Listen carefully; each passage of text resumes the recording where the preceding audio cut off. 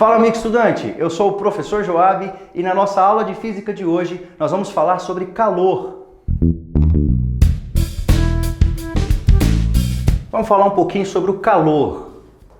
Calor é uma energia em trânsito, motivada pela diferença de temperatura. Então o calor vai se manifestar sempre quando houver diferença de temperatura entre dois corpos. Dois corpos que estão próximos um do outro e têm a mesma temperatura, entre eles não há calor. O calor é motivado pela diferença de temperatura. E tem mais, ele é uma energia em trânsito, quer dizer que ele está mudando de um corpo para o outro. O que acontece? Ele sempre flui do corpo de maior para o corpo de menor temperatura. Então, olha só o nosso exemplo. Temos dois corpos, corpo com temperatura T1, corpo com temperatura T2 e T1 é maior que T2, a temperatura 1 é maior que a temperatura 2. O que vai acontecer? Quando esses corpos estão próximos, do corpo 1 flui calor, energia para o corpo 2. Essa energia vai ficar fluindo até que a temperatura dos dois corpos se torne a mesma. Quando a temperatura se torna a mesma, nós dizemos então que eles chegaram ao equilíbrio térmico. Então o que está acontecendo? Nós temos o corpo com temperatura T1 maior e o corpo com temperatura T2 menor.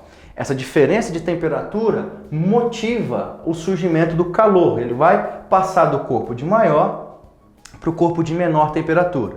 O corpo de temperatura T1, por fornecer energia, terá sua temperatura reduzida. O corpo com temperatura inicial T2, por receber energia, terá sua temperatura elevada. Um reduz a temperatura, o outro eleva a temperatura, até que eles atinjam o chamado equilíbrio térmico. A unidade para medir calor é a caloria. Por mais que a unidade de energia exigida pelo Sistema Internacional de Unidades seja o Joule, aqui nós usamos a caloria. E qual que é a definição de caloria? Uma caloria corresponde à quantidade de calor necessária para aquecer 1 grama de água sob pressão normal de 14,5 para 15,5 graus Celsius. Nesse aquecimento de 1 grama de água em 1 grau Celsius, de 14,5 para 15,5, a quantidade de calor utilizada é chamada de uma caloria. Uma caloria, a correspondência entre essa unidade e a unidade Joule é que uma caloria equivale a aproximadamente 4,18 joules. E outra observação importante é que uma quilocaloria equivale a 1000 calorias. Ok? Continuar. Agora nós vamos entendemos o que é calor, agora nós vamos entender dois tipos de calor. Existem dois tipos distintos de calor. O primeiro é o chamado de calor sensível, que é a quantidade de calor que, quando fornecida para um corpo ou quando retirada de um corpo, provoca somente variação de temperatura. Quando o calor é sensível, não vai ter mudança de estado físico. O objeto só vai sofrer variação de temperatura, tá? E o que está acontecendo é o seguinte, essa energia pode ser fornecida para o objeto, então a temperatura dele vai aumentar, ou retirada, o que caracteriza um resfriamento, então a temperatura dele vai diminuir, mas em nenhum dos casos haverá mudança de estado físico. Se o objeto é sólido, ele vai continuar sólido. Se é um líquido, vai continuar no estado líquido. Só vai sofrer variações de temperatura. Por exemplo, você pode ter uma certa quantidade de água a 20 graus Celsius. E aí você fornece calor para essa água e leva ela até 60 graus Celsius. Você esquentou a água, ela recebeu calor e aumentou a temperatura. Mas o estado físico é mantido o mesmo. A água está no estado físico líquido a 20 graus Celsius e também a 60 graus Celsius. O que aconteceu foi que você forneceu um calor do tipo sensível, só variou a temperatura, não houve mudança de estado físico. Como que a gente calcula agora a quantidade de calor sensível fornecida por um corpo? Essa equaçãozinha aqui vai nos ajudar a determinar essa quantidade de calor. Q aqui significa quantidade de calor, nesse caso, quantidade de calor sensível. O quanto de calor foi dado ou o quanto de calor foi perdido pelo material, cedido. E a unidade de medida, caloria. O M aqui é a massa.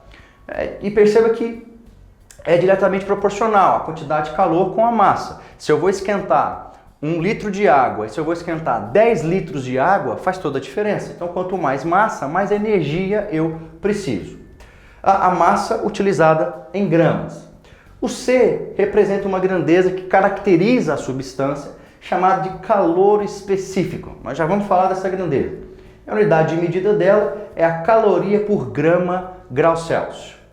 O que acontece é que o delta θ, nesse caso, é a variação de temperatura, que pode estar em grau Celsius ou em Kelvin. Por que pode estar em grau Celsius ou em Kelvin? Se você for lembrar, essas duas escalas são centígradas, elas têm 100 intervalos. Então as variações de temperatura sofridas nas duas escalas são as mesmas. Então tanto faz se as temperaturas forem fornecidas as duas em grau Celsius ou as duas em Kelvin, a variação você não precisa transformar para aplicar essa equação. O calor específico é uma grandeza que caracteriza cada substância. E ele é a quantidade de calor que cada grama da substância precisa para elevar a sua temperatura em 1 grau Celsius. Então, vamos olhar essa tabela aqui. Vamos pensar o seguinte. Pensa na areia. A areia tem como calor específico 0,2 caloria por grama grau Celsius. Quer dizer o seguinte, que se você tiver uma quantidade de 1 grama de areia a 20 graus Celsius, por exemplo, e você começar a esquentar essa areia, quando que o seu 1 grama de areia vai sair de 20 para 21 graus Celsius? Assim que ele receber 0,2 calorias. O calor específico, então, representa a quantidade de calor necessária que cada grama da substância precisa receber para aumentar a temperatura em 1 grau Celsius. Percebe uma coisa, olha só a água. 1 caloria é o maior valor aqui nessa tabela. Ou seja, se nós formos esquentar todos esses materiais, qual é o material que vai dar mais trabalho para esquentar? A água, porque o calor específico dela é o maior. Ela precisa de mais energia por grama para poder aumentar a temperatura em 1 grau Celsius. Observe uma outra coisa. Olha o aço, 0,1 caloria por grama grau Celsius, 0,10. É um calor específico muito baixo. Isso quer dizer que esse material esquenta muito fácil. Em contrapartida, ele também esfria muito fácil. Calores específicos pequenos é uma característica dos metais.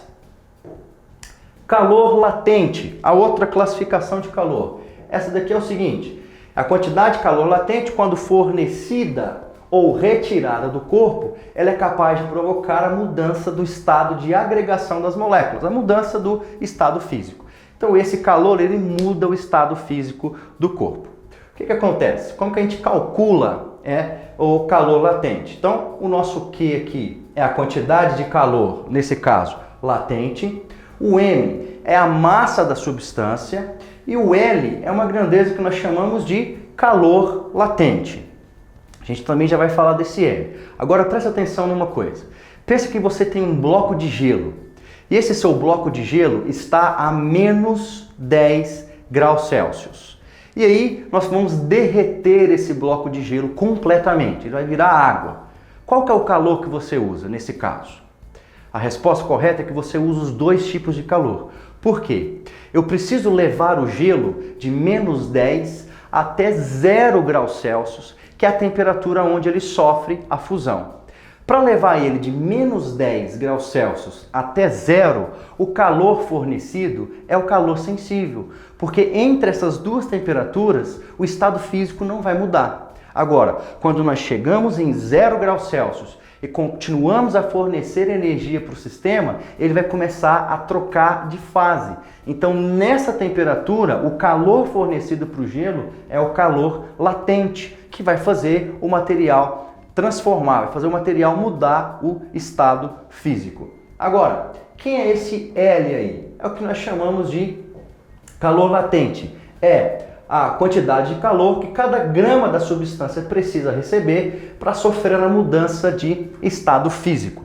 No caso da água, olha só, calor latente de fusão. Então, o nosso gelo lá está a 0 graus Celsius. Quando o nosso bloco de gelo está a 0 graus Celsius, cada grama de gelo precisa receber 80 calorias para sair do estado sólido e passar para o estado líquido. Então isso caracteriza o calor latente de fusão do gelo. Agora pensa na vaporização, que é a mudança do estado líquido para o estado gasoso.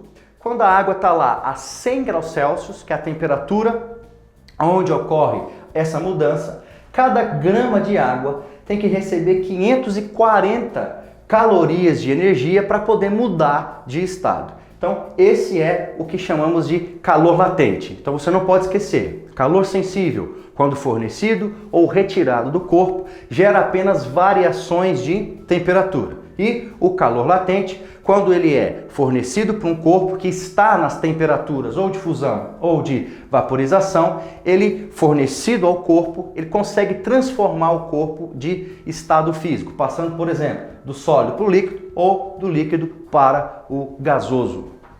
Essa foi a nossa aula de hoje, eu espero que você tenha gostado. Se você gostou, curte, compartilha e se inscreve aqui no nosso canal. Se você já é inscrito, clica aqui no sininho para você ser notificado sempre que uma aula nova for postada. Em caso de dúvida, você pode acessar os links que estão na descrição dos vídeos. Até mais, um abraço!